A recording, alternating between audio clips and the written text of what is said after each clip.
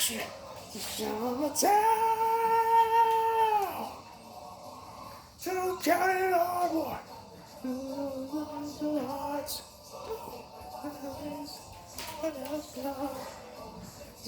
No matter what. Yeah. Oh man. Yeah. I don't mean to turn. Count it on 1, 2, 3, 4. There's no matter. Watch out for sweater. You're like no other. 1, 2, 3, 4. Turtles. Oh, The legs in the top? yeah, I'm doing a video. Okay. No, that's fine. Go ahead.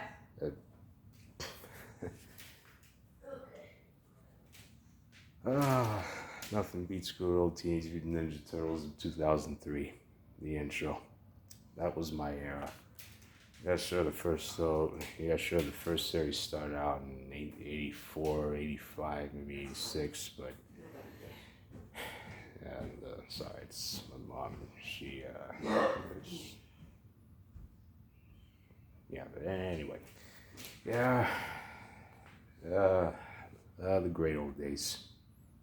But hey, how you doing? Mark Marco here, and yeah, the reason why I was kind of singing along to that intro, because not only do I hold it near and dear to my heart, but a few days ago I should have done that video on a particular moment. Yeah, what I hold in my hand, a card, not just any old card on a special day. It's for, where is it? See right here, right here. Yes, a few days ago, it was my 26th birthday. Yes, I am now 26. I should have done it on Saturday, which is how I started, but I guess I was occupied by all the playtime, late as usual, but better late than never. So, yeah. This little souvenir from my pal Tony Luigi. He only write the bottom part right here, if you can see. It says, "Happy birthday to my brother from another mother." Good old Drake and Josh reference. To those of you who may or may not heard of it, Drake and Josh is one of those references. Josh comes in, he walks into the bedroom, he says to Drake, "What's up, brother from another mother?" It's stuck. It's still catching me, but yeah. So what I did on my birthday, well, I decided to invite 2 of my oldest friends from St. Marcellinus, who I kept in touch with even after I graduated. Not just Tony Luigi, but also our other old friend, Ninja Jacob. Yeah, I hadn't like seen or heard from them in like months, so we figured we'd catch up, and how we did it. Invited them over, spend even longer, and we have a little small party, just the 3 of us guys. Yeah, it's not much, but it's something worth cherishing and remembering. What we did, somewhere around this spot, we did a little pizza party together. Yeah, we shared Domino's for lunch, and for dessert, no cake, no ice cream cake of any kind, just good old-fashioned ice cream. From a sandwich to like cookies and cream or whatever, whether it's that or like frozen yogurt or whatever. Yeah, I just want to keep it simple enough. Yeah. Oh, and what did I get for my birthday? Well, right here. Well, not all 4 of them, just those 2. Those 2 I should have shown long ago, but, like I said, late as usual, but hey, better late than never. So I'm going to start with those. Now, I'll start with this. If you recall when I showed you when I got the Zombie Army 4, and when I looked it up, it was actually the spin-off series for Sniper Elite, and I knew somehow deep down, if I'm gonna be as much in the zombie army, then I knew somehow deep down Sniper Elite would call out to me. And boy, it did, and just, it got me hooked instantly, and just, okay. First started out, okay, you see, each and every Sniper Elite game is, currently, they took place in the Second World War. The first one, V2, takes place in 1945, Battle of Berlin, the final battle to end the Second World War. But then the other three entries, the most recent being fifth, and yeah, including this, Sniper Elite 3 takes place in 1942, and basically depends on which country it takes place in. Now for V2, it takes place in Berlin, Germany, final battle in World War II. And 3 goes back a few years, 1942 in Africa. And this entry, which I'm holding, takes place, as you guess, in Italy, 1943. And the most recent entry, being fifth, takes place in 1944 in France. Yeah. And yeah, since this is the one that called out to me and got me started in Sniper Elite as a whole, I knew I would want to try out the rest of. I knew I would be interested in the rest of the Sniper Elite games, and since 3 of them are on the Switch, I'm wondering if it's possible that they could port Sniper Elite 5 on. I'm wondering if it's possible they could port the 5th entry on the Switch as well. May or may not happen, but all we can do is just wait and see. But even if it didn't happen, at least I'll be happy with what I got, at least. So, yeah, just the open world. I mean, the selection of historical weapons, and the best part, you take out the sniper and then the slow motion of the bullet that you just hit the target, see the X-rays. Oh man, this is the most exhilarating thrill I've ever did. So, yeah, I downloaded the season pass for it because we get more action. So, yeah, I knew from that moment on, Sniper Elite. I thought I was gonna start with the first entry that started it all, but somehow it's the 4th entry that it's sealed the deal. So, yeah, won me over the entire series. So, anyway, set that down. The next one, as you may have guessed from the images, Fire Emblem Warriors 3 Hopes. How does that work? Well, on an old Nintendo Direct, you see, if you recall the original Hyrule Warriors and Hyrule Warriors Age of Calamity, and then you got Fire Emblem Warriors, the first one. I knew deep down that they're gonna do a sequel. It's just, well, at the time, I thought it was just gonna focus on Fire Emblem characters from each and every old entry, like they did in the first entry. They got Lucina, Marth, Corrin, etc. But unfortunately, they didn't even have Ike and Roy in there. It's kind of a missed opportunity, but hey, it didn't stop me from enjoying it, because when I first got the original Fire Emblem Warriors, it solidified in how I imagined Fire Emblem would be someday. And they got it with the sequel again, but instead of focusing on random characters, they decided to focus on the most recent entry as a kind of remake. Like with the original Fire Emblem 3 Houses. It started out as tactical JRPG, original RPG, and whatnot, but in this one, they decided to turn it around and go full-on hack and slash. Which I thought, hey, anything with the word Warriors on it, won me over. So I did, because I downloaded the demo, which caught me by surprise, did all I could, and then boom. And it got me thinking. You see, the original Fire Emblem Warriors got a season pass, so what if someday they're gonna put in a season pass of DLC for Warriors 3 Hopes? Got me thinking. Hey, anyone can dream. So that's just me, but either way, we'll see what happens. So if it happens, sweet. extra stuff to do. If not, then if it takes time, then like I said, we'll see what happens. But yeah, and the way how it works in Three Hopes, you basically pick which house. There's a red, blue, yellow. I forgot the names of the houses, but I recognize one of the characters, Byleth, who appeared in Smash Ultimate.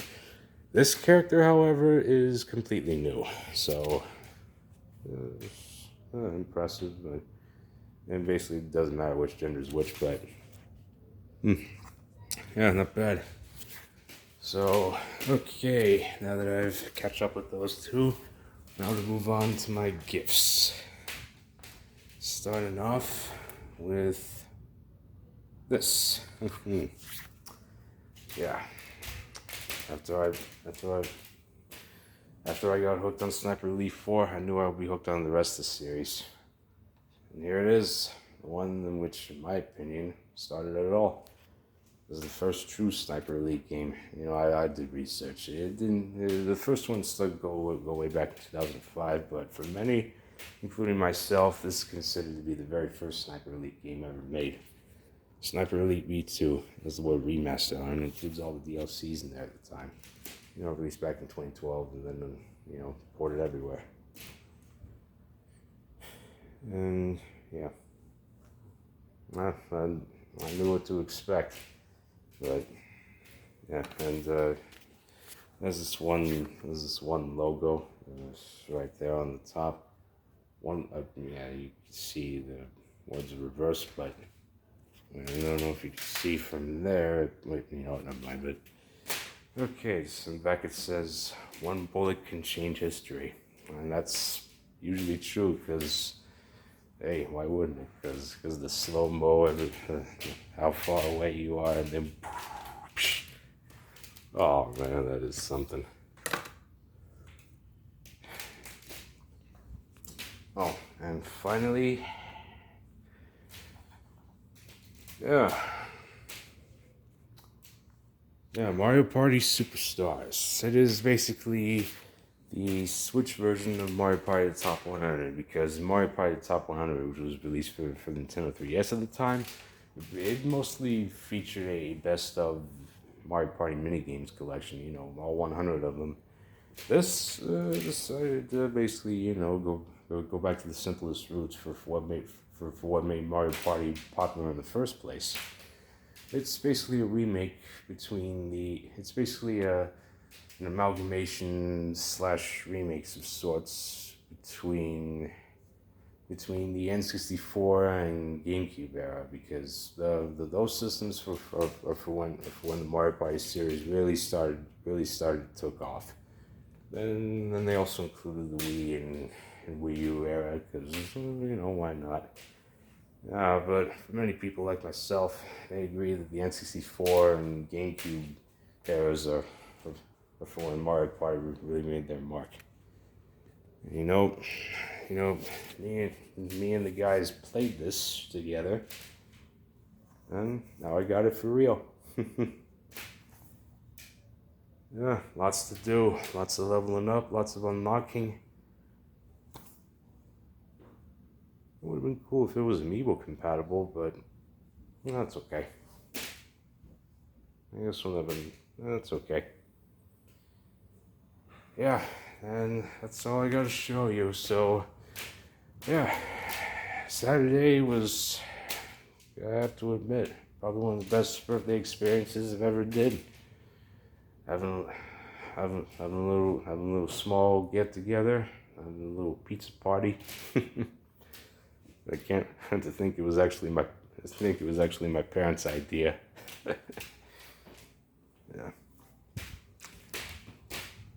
Yeah, that's for the card. I think I'll hold on to it. And when I open it up, the message wasn't the only thing that caught me by surprise. I opened it up. He just my pal Tony Luigi decided to add a little extra something in there. A simple Nintendo eShop card, the the $50 one. Yeah, this caught me by surprise, and this not the first time I'm given something like that, but Either way, basically, if there's one thing we can agree to, it is that it's basically the thought that counts. No one's complaining about the thought that counts to it. Oh.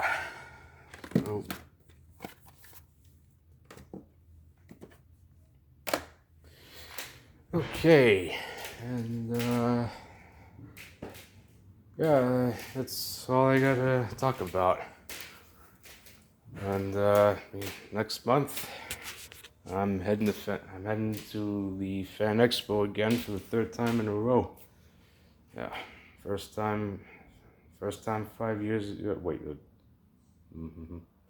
Yeah, first time, which was about 6 years ago. Used to be 5, now it's 6. So, wait, is it a? Yeah, just okay. You know what? Okay, what I meant to say is that okay. My first visit in Fan Expo back in 2017 was something that practically changed my life forever and how I experience places. Because my first ever convention, and I knew from right then and there, I may want to keep coming back once a year. Yeah, first time, something I'll cherish with my heart and up there and remember. But I missed out on 2018 and 19 because at the time my work schedule kind of got in the way. So, but at least I didn't went to 2020 because it's when the pandemic spread. So I had to pull the plug. And went to 2021, and to think it was my second visit, and I made a personal historical achievement for myself. I met living voice actors. I met Mario, Master Chief, etc. Got my first autograph and selfies with one of them. Man. Oh man, I'm happy I did what I did. And I can't wait to go there again in my third visit in a row. What am I going to do there? I guess we'll never know, but thankfully I kept my tickets safe up in my room. So when the time comes next month, near the very end of it, oh yeah, I'm going on a Saturday because I'm not working on Saturday. Used to, but change it up. Wish I did it before, but hey, it's all good. So yeah, that's about it. That's all I gotta talk about. I got myself a small, cool pizza party hanging out with my friends. Celebrating my birthday when I turn 26. And that's about it. So that's all I got to talk about. And that's all I'm gonna say. It's something come up to me, and then I'm gonna say it or not. But okay.